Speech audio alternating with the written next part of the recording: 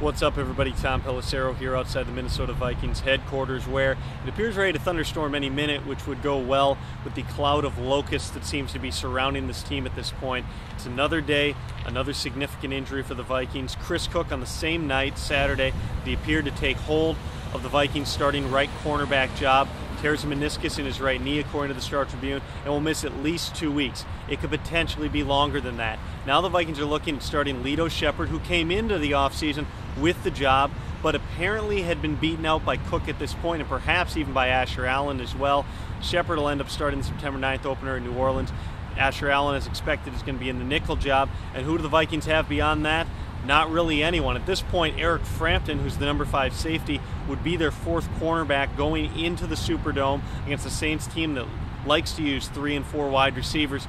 Not a palatable option for a team that just traded away Benny Sapp last week. Cedric Griffin will probably be activated off of the active PUP by Saturday, but is he going to be ready to do anything on September 9th? Probably not. You have to think that the Vikings are going to be scanning the waiver wire, looking to see if they have additional options. They have a couple undrafted rookies on the roster, including Marcus Sherrills, who did have an interception the other night. But those guys probably aren't ready even for limited action in the opener.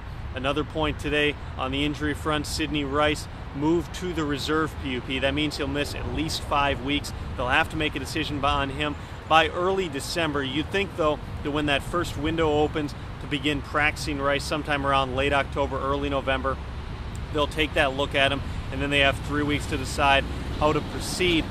And also Brett Favre, it came out yesterday that he's been having lubricant injections, at least one after Saturday's game, into his ankle.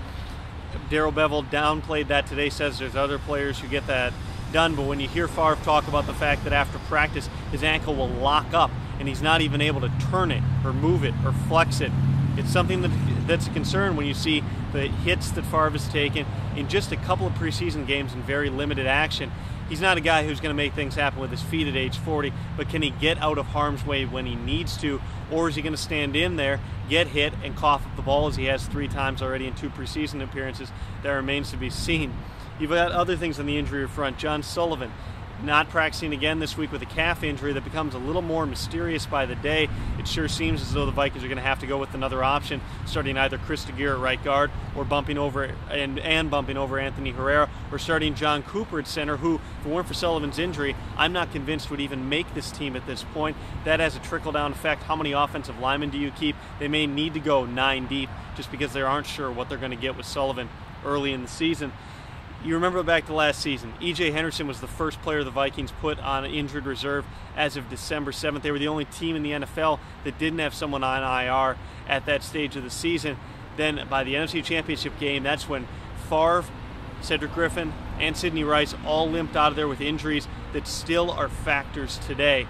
It's a little bit different situation this year than it was 1 year ago, and we're going to have to see how things play out over these final 9 days before the opener. Back tomorrow, and actually back Thursday more so, for that preseason finale against Denver. All the news, 1500ESPN.com. See ya.